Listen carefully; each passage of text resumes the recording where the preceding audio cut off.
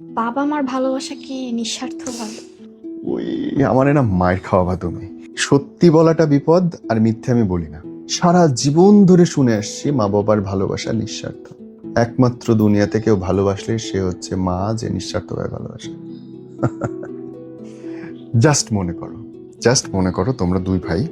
এক ভাই মাসে 10 লাখ টাকা করে ইনকাম করে, 1 লাখ টাকা মাকে দেয়। তুমি 30,000 টাকা বেতনের চাকরি করো, 5,000 টাকা মাকে দাও বা কোনো মাসে দিতে পারো না।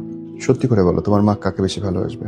অবশ্যই যে বেশি ইনকাম করে, যে তাদেরকে টাকা দিচ্ছে, তাদের হেল্প হচ্ছে, তাকে। কেন?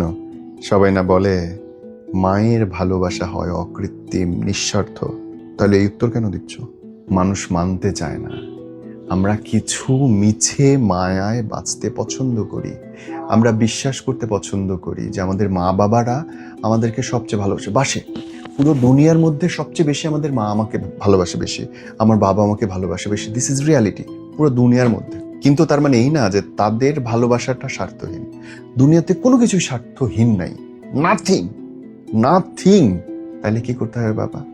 যদি দেনা পাওনাই হয় ভালোবাসা পাওয়ার একমাত্র উপায়, তাহলে জগটা বড় করো, তোমার অর্জনটা বড় করো, যেন প্রচুর দিতে পারো, প্রচুর ভালোবাসা কিনতে পারো। Sorry for my word.